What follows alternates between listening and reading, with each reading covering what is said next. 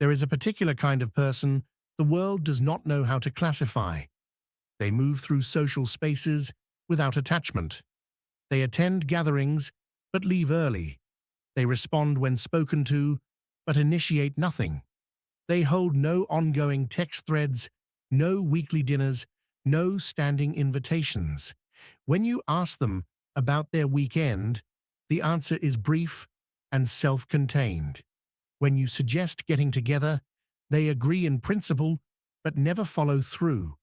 Eventually, you stop asking, and they do not seem to notice. The standard interpretation is deficiency. Something must be wrong with them. They lack social skills, emotional intelligence, the basic human capacity for connection. They are awkward, damaged, incapable of forming bonds. The world sees absence and assumes failure.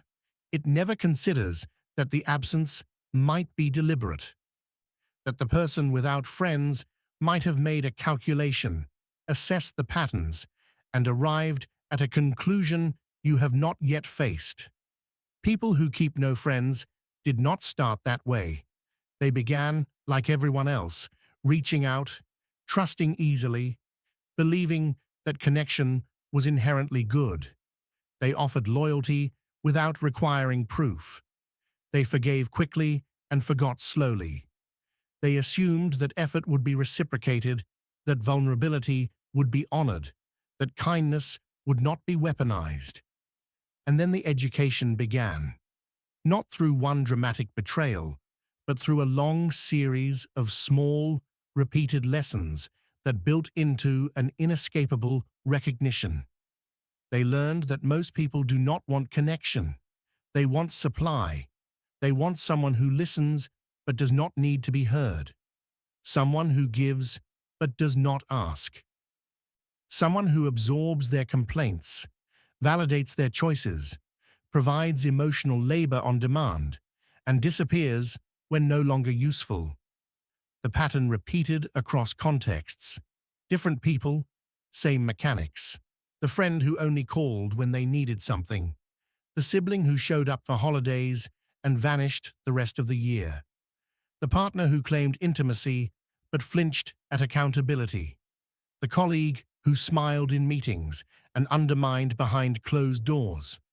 At first, they tried harder. They thought the problem was their approach. They adjusted their tone, lowered their expectations, gave more time, asked for less.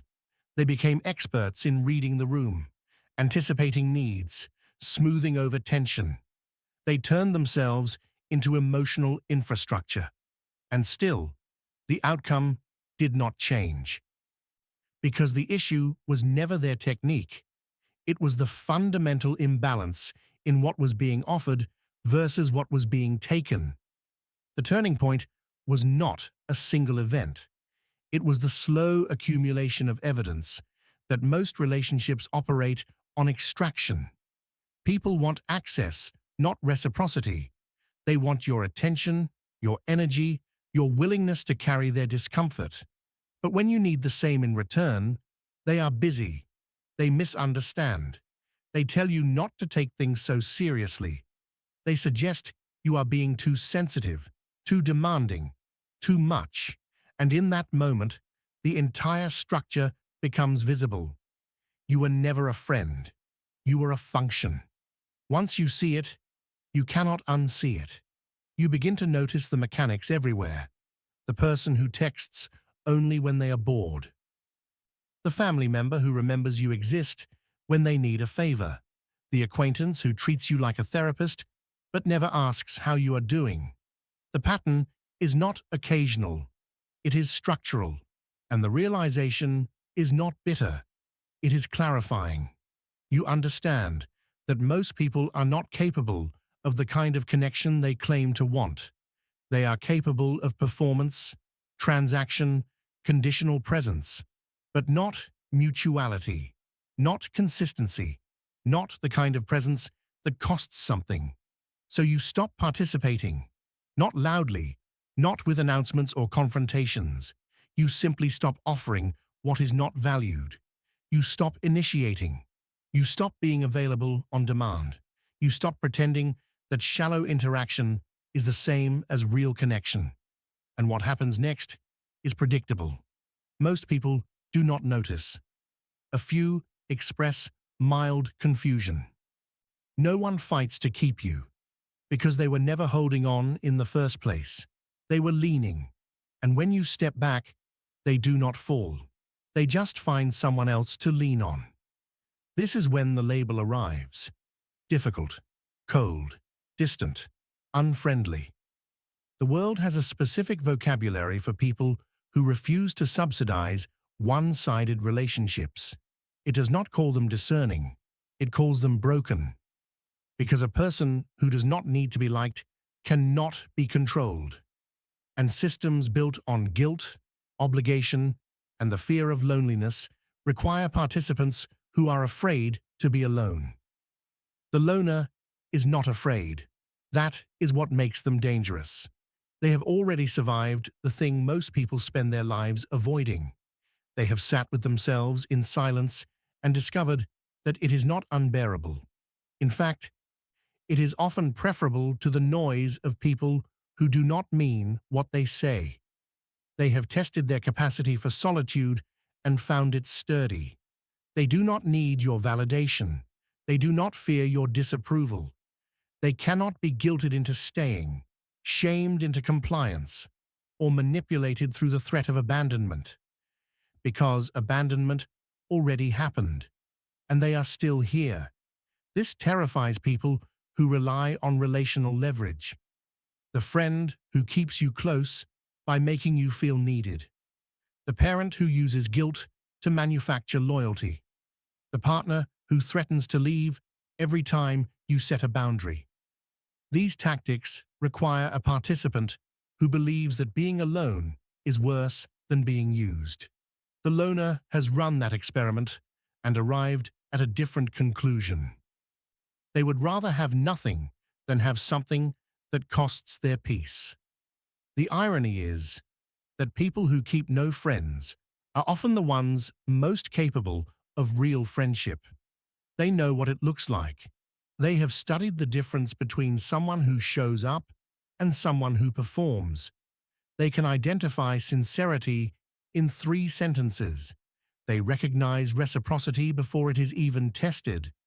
But they also know how rare it is, and they are no longer willing to pretend that proximity is the same as presence, or that being surrounded by people is the same as being known. So they wait, not with hope or expectation, just with clarity. They understand that real connection does not require convincing. It does not need to be chased, performed, or negotiated. It either exists or it does not, and if it does not, no amount of effort will create it. They have tried. They know. What the world mistakes for coldness is actually precision. They do not reject people. They reject patterns. They do not avoid connection. They avoid cost without return. They are not incapable of trust. They simply require evidence before they invest. And in a culture that demands trust up front and delivers evidence never, that makes them incompatible with the majority. This is not a flaw. It is an achievement. It takes years to develop the kind of clarity that allows you to walk away from what does not serve you. Most people never get there. They stay in friendships that exhaust them, families that diminish them, relationships that require them to be smaller than they are.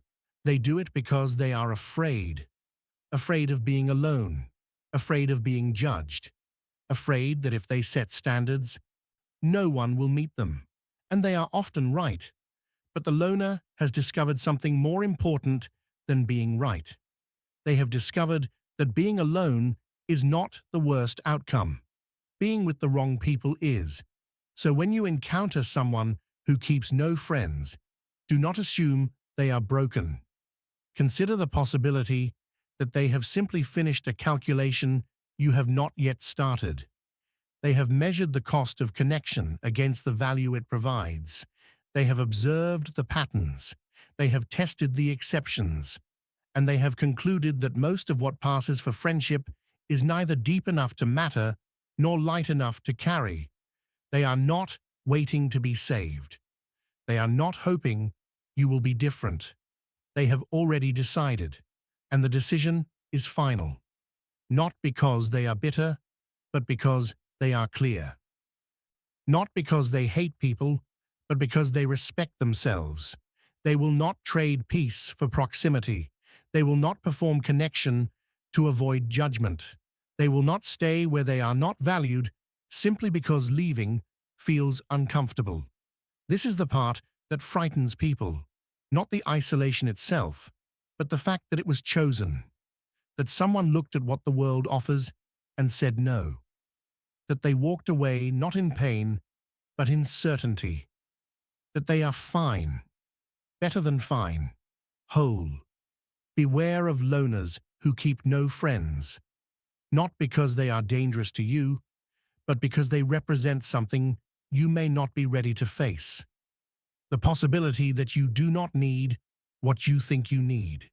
That solitude is not exile. That the absence of others does not equal the absence of self. That there is a kind of peace that only arrives when you stop trying to be understood by people who were never listening in the first place. They are not broken. They are awake. And once you see what they see, you cannot go back.